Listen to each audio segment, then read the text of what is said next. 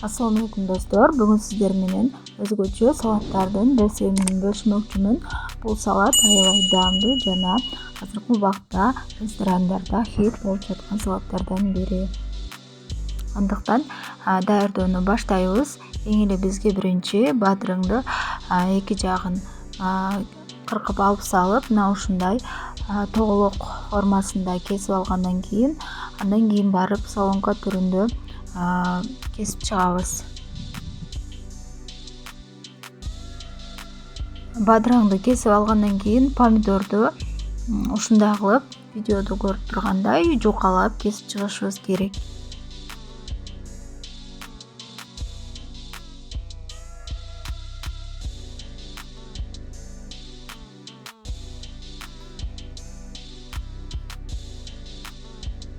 Андан кийин бизге сууга бышкан эт керектелет. Эт койдун эти же болбосо муйдун эти боло берет. Ушундай сууга бышылган эт болсо болду.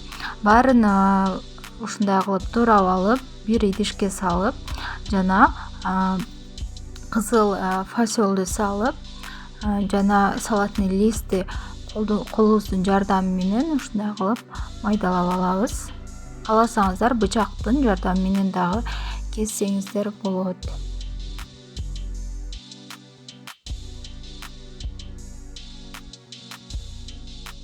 Мына ушундай салатка арналган атайын соустар болот. Ошол соустан алып кошуп койдум. Сиздер де өзүңүздөргө каалаган соусту пайдалансаңыздар боло берет.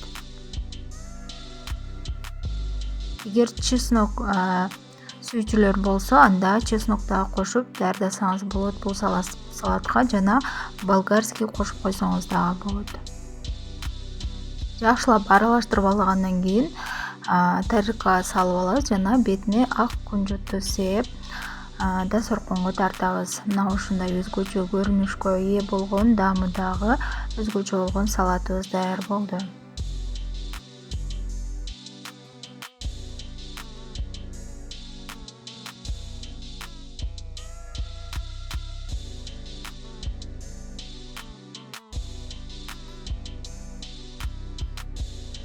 Экинчи салат селедка под-шубой деп аталат.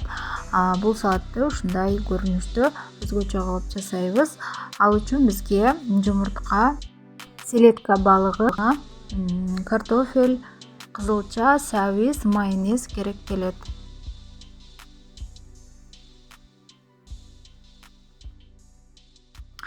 Эң биринчи биздин ишибиз мына ушундай тарелкага пищевой пленканы бетине ушундай кылып ороп чыгышыбыз керек.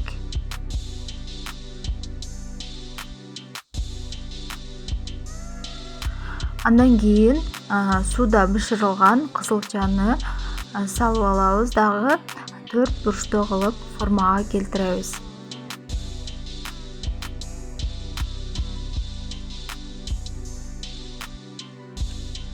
Андан кийин ушундай кылып майонезди жука кылып бетине сүйкөп алабыз.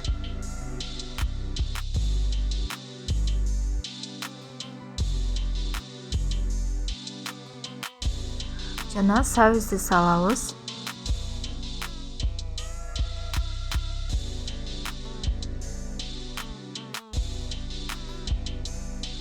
Бетинен дагы майонезди сүйкөп чыгабыз.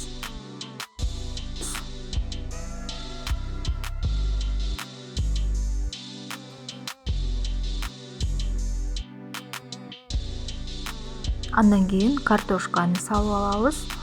Мына ушундай жол менен салатка керектүү азыктарды майонез кошуп ортосуна салып чыгабыз.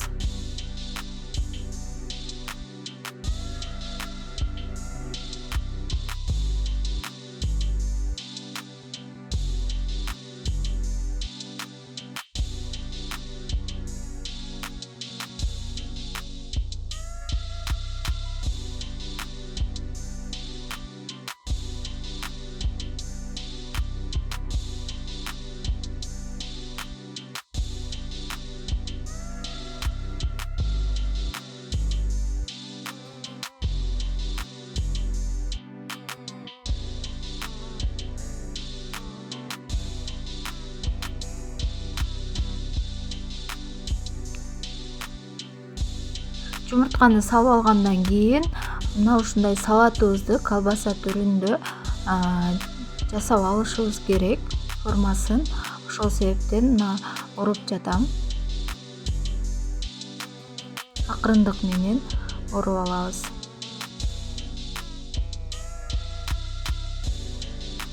Салат даяр болуп калды. Эми холодильникке 30 минутага чыныктырып коебуз.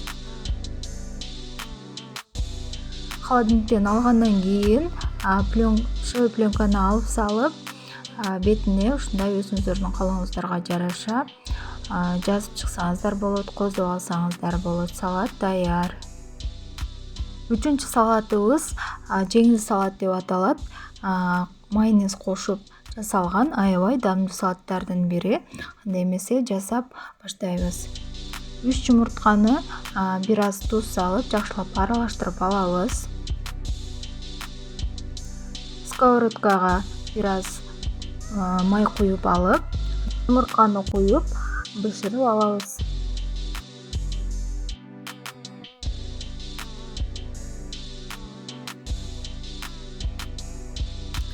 Жумуртканы бышырып алгандан кийин солонка түрүндө жукалап туурап чыгабыз.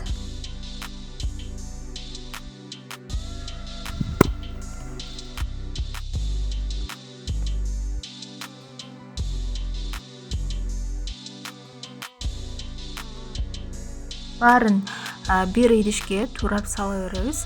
Андан кийин бизге эт керек болот. Эт дагы койдун же болбосо уйдун эти боло берет. Сууга бышырылган эт болушу керек.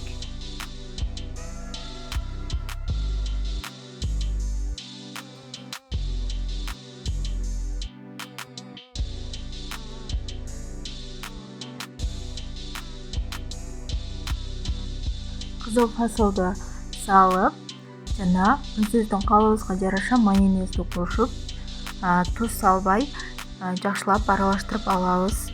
Себеби туз жумурткада жана этте туз бар. Ошол себептен туз кошпойбуз.